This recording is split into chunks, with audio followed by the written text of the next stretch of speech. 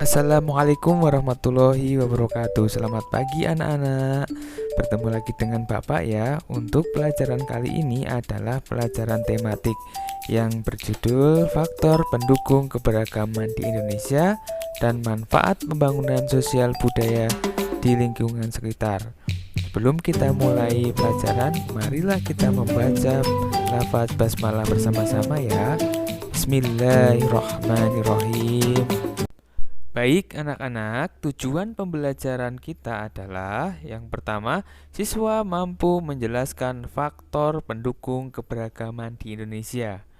Yang kedua, siswa mampu menjelaskan makna pembangunan sosial budaya. Anak-anak, beberapa waktu yang lalu kita sudah berbicara berkaitan dengan keberagaman yang ada di Indonesia. Ya, di situ bisa kita lihat mulai dari adat istiadat, kemudian jenis makanan, kemudian rumah adat dan lain sebagainya. Nah, itu ternyata ada faktor yang mendukung keberagaman di Indonesia. Keberagaman merupakan suatu kondisi dalam masyarakat yang terdapat banyak perbedaan dalam berbagai bidang ya. Kemudian, keberagaman suku bangsa dan budaya masyarakat di Indonesia dipengaruhi oleh beberapa faktor baik dari luar maupun dari dalam. Bukan hanya faktor dari dalam maupun dari luar, tetapi juga dapat dipengaruhi oleh faktor dari diri sendiri dan masyarakat. Keberagaman Indonesia dapat disebabkan oleh beberapa faktor antara lain. Yang pertama adalah letak geografis. Letak wilayah Indonesia yang strategis berada di antara dua samudra, yaitu Samudra Pasifik dan Samudra Hindia, dan diapit oleh benua Asia dan benua Australia. Wilayah Indonesia yang strategis ini, Indonesia menjadi jalur perdagangan. Dengan adanya jalur perdagangan ini, banyak bangsa asing yang menetap di wilayah Indonesia yang tentunya dengan berbeda ras, agama, dan kepercayaan. Dan secara tidak langsung, para pedagang juga menyebarkan budaya mereka ke seluruh wilayah Indonesia dan mengakibatkan sebagian dari wilayah masyarakat Indonesia terpengaruh oleh budaya asing. Yang kedua adalah bentuk negara kepulauan. Indonesia merupakan negara kepulauan karena negara Indonesia terdiri dari beribu-ribu pulau. Ribuan pulau ini terpisah satu sama lain sehingga masyarakat membentuk kebudayaannya masing-masing. Setiap masyarakat mengembangkan budaya yang mereka sesuaikan dengan lingkungan sekitarnya. Hal ini mengakibatkan hadirnya perbedaan suku bangsa dan budaya-budaya di Indonesia. Meski demikian, setiap daerah menghargai kebudayaan daerah masing-masing. Mereka juga mempelajari budaya daerah lain. Sikap-sikap tersebut merupakan wujud menghargai keberagaman budaya Indonesia.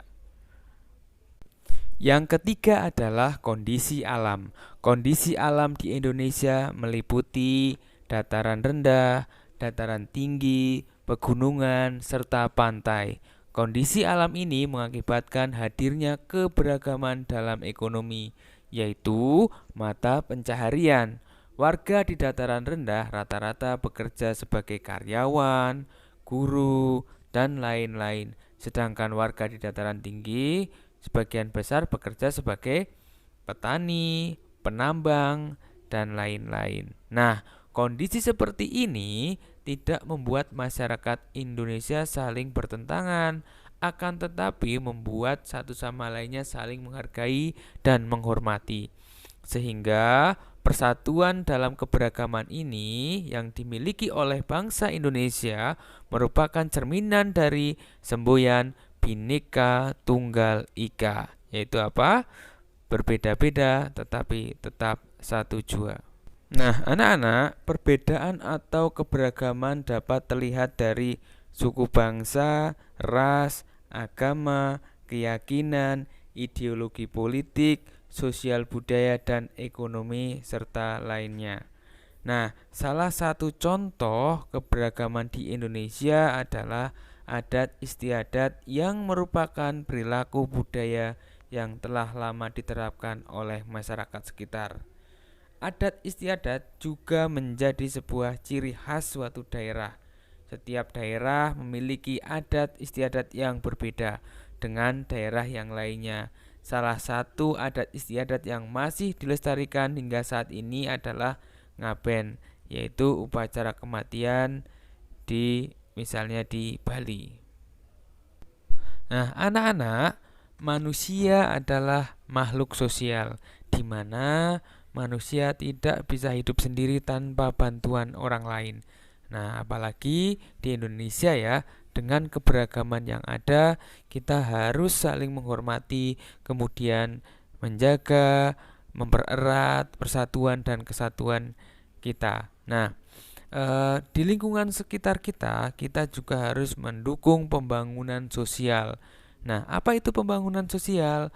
Pembangunan sosial adalah segala aktivitas sosial dan ekonomi yang dilakukan masyarakat untuk meningkatkan taraf hidup dan kesejahteraan sosialnya. Nah, tujuan dari pembangunan sosial diantaranya adalah mengembangkan dan membangun kesejahteraan masyarakat, memenuhi kebutuhan hidup masyarakat, serta meningkatkan kemampuan masyarakat dalam mengolah dan memanfaatkan sumber daya yang ada. Tujuan pembangunan sosial yang lainnya contohnya adalah banyaknya pemuda dan pemudi yang peduli terhadap kelestarian adat istiadat daerah setempat. Nah, kebudayaan juga mempengaruhi perkembangan pembangunan sosial loh.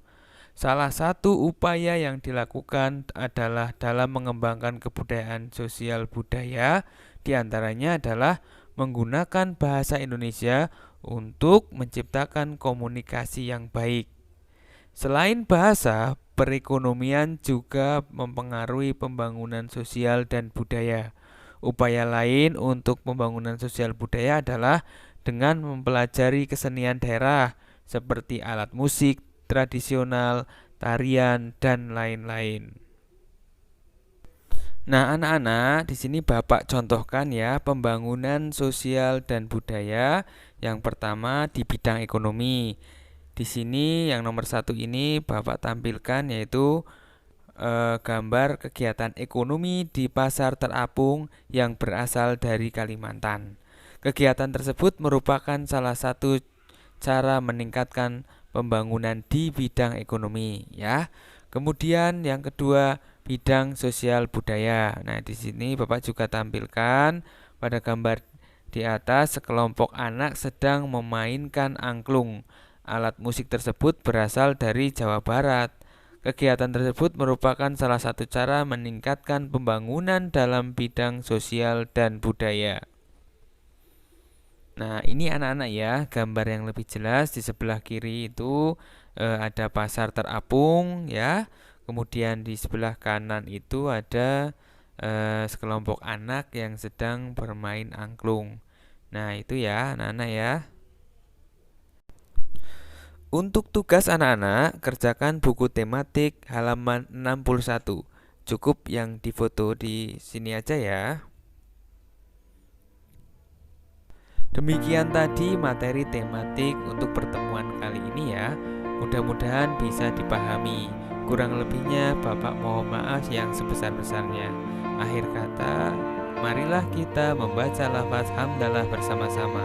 Alhamdulillahirabbil alamin. Wassalamualaikum warahmatullahi wabarakatuh.